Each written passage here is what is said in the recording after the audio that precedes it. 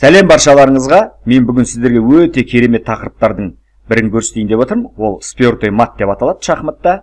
Бір атпен мат қою тәсілі. Ең алдымен мені көріп отқан көрермендерім, қазақ тілді каналын қолдап, лайк басып, каналға тіркелуді ұмытпаңыздар. Алдыда үлкен жарыстар жасаймыз. Ендеше кеттік. Спёртой мат негізі қалай қойылады? Негізгі ережесін біліп алсаңыздар, сіздерге оңай болады.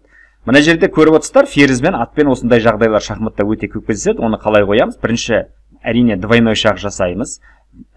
Қос шаққы жасаймыз. Екі жақтан шақ болған кезде алдын жауып, ферзді жеу деген әңгіме жоқ. Тек қана король қашады.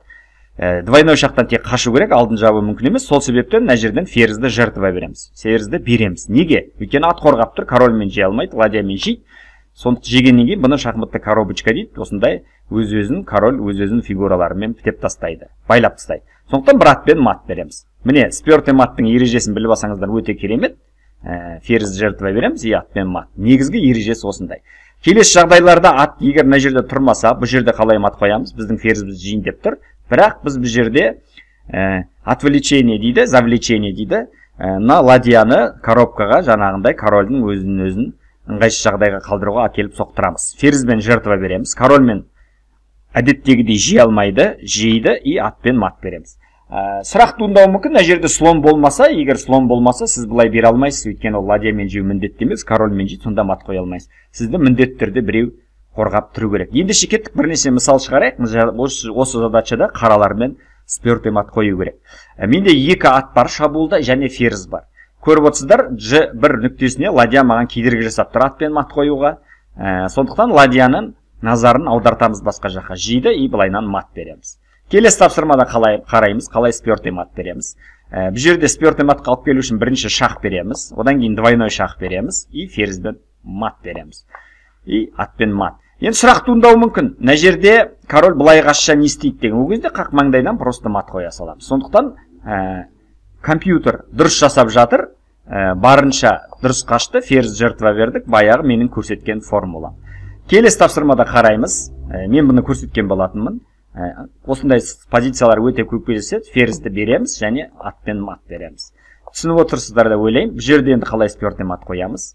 Атпен шақ береміз. Ладьямен жей алмайды, өйткені 8-ші жол босайды, ферзбен мат болады. Сондықтан шақ берем, жеуге болмайды. Двойной шақ берем. Ферзь жертва берем и атпен мат берем. Келесі қараймыз, дәл солай шақ. Міне қашса алдынан мат беререм, себебі сол спёртой матқа келіп тұр. Қалай ойнаса да оларда мүмкіндік жоқ. Келесі тапсырмада қараймыз, спёртой мат қалай қоямыз. Позиция өте күрделі. Мына жерде связка бар бізде, сол себепті жай ғана аттың өзімен басқа, тек қана F7 нүктесіне емес, G6 нүктесіне де осылай спёртой мат қойып жатамыз. Қараймыз, қалай мат қоямыз. Ладьямен жеймін, ол атпен жейді. Мен ладьямен жейм, олар ферзбен жабады, коробкаға келеді. Қараңыздар, ферзбен жапты, енді бұл жерден атпен спёртой мат қоям. Міне спёртой мат, мен сіздерге басында оңай формуласын көрсеттім. Ары қарай қарап отырсаңыздар, қиынырақ кете береді. Міне осылай тренировка жасасаңыздар, сіздер үлкен нәтижеге жетесіздер. Бұл жерде енді спёртой мат шақ берем. Бұл жерде ладьямен жек кетеді екен ғой, Бұл жерде енді, мына жерде мен жағымды кетіппін, слонмен тұр екен, мына жерде бірінші ферзді берем, асығыстық жасадым, и спёртой мат. Міне әдемі болып жатыр, қарайсыздар. Шақ берем, жеймін, и спёртой мат. Міне осылай тренировка жасасаңыздар, өте мықты сіздерден нәтиже шығады деп ойлаймын. Каналымызға тіркеліп, ұнаса лайк басуды ұмытпаңыздар.